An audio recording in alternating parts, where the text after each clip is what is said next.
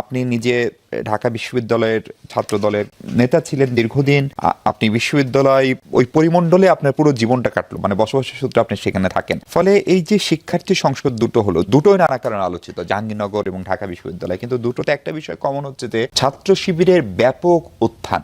এইটা আসলে কি বার্তা দিচ্ছে, অথবা এখান থেকে ছাত্র দলের সাবেক নেতা হিসেবে আপনি কি মেসেজ নিচ্ছেন? ধন্যবাদ আপনাকে, ধন্যবাদ আমার দুই সহ আলোচক এবং যমুনা টিভির দর্শক শ্রোতা। আসলে ঢাকা বিশ্ববিদ্যালয়ের ডাকসুতে এই ফলাফল, আমরা যারা ঢাকা বিশ্ববিদ্যালয়কে চিনি, আমরা যারা ঢাকা বিশ্ববিদ্যালয়কে জানি, আমরা যারা ঢাকা বিশ্ববিদ্যালয়ের ঐতিহ্যকে বিশ্বাস করি, তার সাথে এটা যায় না। এখন আপনি বলতে উদ্ভব হয়েছে, এই প্রশ্নটা কিন্তু এখন করা যেতে পারে, তবে আমি ওই দিকে দেখতে চাই না। আমি দেখতে চাই এখানেও একটা সুনির্দিষ্ট প্ল্যান আছে, পরিকল্পনা আছে। আপনি দেখবেন এই যে জুলাইয়ের গণ অভ্যুত্থানটা শুরু হয়েছিল একটা বৈষম্যের বিরুদ্ধে, যার মাধ্যমে পরবর্তীতে একটা গভর্নমেন্টের পতন হয়ে গেছে, একটা রেজিমের পতন হয়ে গেছে। কিন্তু 5 তারিখ পর ঢাকা বিশ্ববিদ্যালয়ে আমি দেখি সবচেয়ে বৈষম্যের চর্চাটা সবচেয়ে বেশি হয়েছে এই 1 বছর 2 মাস, আমার দৃষ্টিতে আমি যেটা দেখেছি। কারণ এই বিশ্ববিদ্যালয়কে আমি ছাত্র ছিলাম, এই বিশ্ববিদ্যালয় ছাত্র নেতৃত্ব দিয়েছি, আমি সংসদে ছিলাম, সিনেটে ছিলাম, আমি এই বৈষম্য আমি ঢাকা বিশ্ববিদ্যালয়ে কখনো দেখিনি। আপনি যদি বলতে পারেন কেমন, যেমন আপনি মনে করেন 15টি বছর একটি সংগঠনের দখলে ছিল ঢাকা বিশ্ববিদ্যালয়, যেটা চর দখলের মতো, অন্য সংগঠনের কোনো অস্তিত্ব এখানে ছিল। বিশেষ করে জাতীয়তাবাদী ছাত্র দল ক্যাম্পাসে যাওয়া, হলগুলিতে থাকা, এটা তো স্বপ্নের ব্যাপার ছিল। কিন্তু আমরা ভেবেছিলাম 5 তারিখের পর এই যে ছাত্রলীগ বিতাড়িত হওয়ার পর যে একটা সহাবস্থান নিশ্চিত হবে, কিন্তু আমরা দেখি সেটা হয়নি। আর আপনি প্রশ্ন করতে পারেন, বা আমার দুই সহ আলোচক দর্শকরা, কেন? আপনি দেখবেন যে একটি সংগঠন, যে নতুন একটা শব্দ উচ্চারিত হচ্ছে এখন, গুপ্ত সংগঠন। এই সংগঠনটি কোন সংগঠনের ছত্রছায়া ঢাকা বিশ্ববিদ্যালয় দীর্ঘ 15 বছর ছিল। এদের কেউ কেউ ওই সংগঠনের পদ গ্রহণ করেছে এবং প্রকাশ্যে ঘোষণা দিয়ে বলেছে আমরা কৌশলগত কারণে ছাত্রলীগের সাথে ছিলাম। আপনি 5 তারিখ পর এদেরকে কিন্তু ক্যাম্পাস থেকে বিতাড়িত করতে পারেন নাই দোষর হিসাবে, বরং ক্যাম্পাসে তারা এই বৈষম্যের বিরোধী আন্দোলনের পর তারা কিন্তু চমৎকার ভাবে তাদের অবস্থানটা সুসংহত করেছে।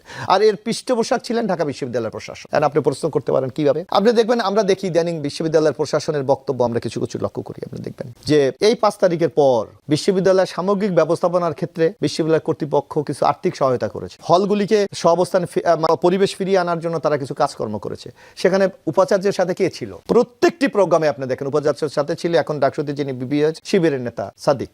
তাইলে জাতীয়তাবাদী ছাত্র দলের নেতারা কোথায় ছিল? আপনার যায় নাই কেন? আপনি এখানেই আমি আসি। কি আপনি বলেছেন? প্রথম আপনি একটা স্লোগান তুলেছেন যে ক্যাম্পাসে কোনো রাজনীতি হবে না, রাজনীতি মুক্ত ক্যাম্পাস চাই। আপনার নিশ্চয়ই মনে থাকার কথা, আপনি গণমাধ্যমের লোক, আমার এখানে 2 ভাই আছে, এরাও জানার কথা। সেটা নিয়ে যখন নানা মহল থেকে যখন প্রতিবাদ আসলো, সেটার আবেদন মানে ওই জায়গা থেকে তার একটু থমকে গেল। তারপর আপনি মনে আছেন যে কি চমৎকার দেখেন আপনার বৈষম্যটা কোথায়, যে ঢাকা বিশ্বের রাজনীতি থাকবে কিন্তু হলে থাকতে পারবে না। অর্থাৎ পরিকল্পিতভাবে হলে যারা অবস্থান নিয়ে আছে তাদেরকে একটা শেল্টার দেওয়ার একটা সুপরিকল্পিত ব্যবস্থা। এক। দ্বিতীয়ত জাতীয়তাবাদী ছাত্র দল যারা বৈধ, এরা তো যেতেই পারে না এই ক্যাম্পাসে। তাইলে আপনি এই যে 1 বছরে যারা দীর্ঘদিন হলে থাকতে পারে নাই, যারা এখন 3rd ইয়ার 4th ইয়ার বা মাস্টার্সের ছাত্র, তাদেরকে কি আপনি হলে আবাসিক থাকার কোনো ব্যবস্থা করেছেন? মানে কি মোশাররফ ভাই, আপনি এটাকে শুধু পরিকল্পনা বলতে চাচ্ছেন নাকি ছাত্র দলের ব্যর্থতা বলতে চাচ্ছেন? ছাত্র দল এই কূট কৌশলের কাছে পরাজিত হয়েছে। এক। তারপর আপনি দেখবেন ছাত্র দলের যখন কমিটি ডিক্লেয়ার হল, হল কমিটিগুলো আপনার নিশ্চয় খেয়াল আছে, 17 তারিখ রাতে, হ্যাঁ, হঠাৎ করে বললো যে না, হলে হলে কমিটি দেওয়া যাবে না। তাহলে এই যে এখন আপনি দেখেন বিশ্ববিদ্যালয়ের ভূমিকা কত মানে একটা মানে বৈপরীত্য। তাইলে আপনি ডাকসু নির্বাচন কির ভিত্তিতে করেছেন? রাজনীতিক, শিবির মনোনীত প্রার্থী, জাতীয় ছাত্র দল মনোনীত, ওই যে শিবির বলে নাই তাদের মনোনীত প্রার্থী, মানে মনোনীত বলতে তারা একটা জোট করেছে, but it is the political identity. হ্যাঁ, তাহলে আপনি একদিকে বলছেন পলিটিক্যাল আইডেন্টিটি, আপনি ডাকসু নির্বাচন করছেন, অন্যদিকে হলে রাজনীতি থাকতে পারবে না। What is this? পরিষ্কার। আমি বলি শুধু তাই না, এখানে আরো চমৎকার একটি ঘটনা আছে। আপনি দেখেছেন, আপনি বলছেন হলে আমি রাজনীতি করতে দেব না। শিবির প্রত্যেকটি হলে যে পিওর ড্রিঙ্কিং ওয়াটারের জন্য তারা প্ল্যান বসিয়েছে। উদ্বোধন করেছে কে? উদ্বোধন কে করেছে? হলের প্রভোস্ট? নো, উপাচার্য করেছে।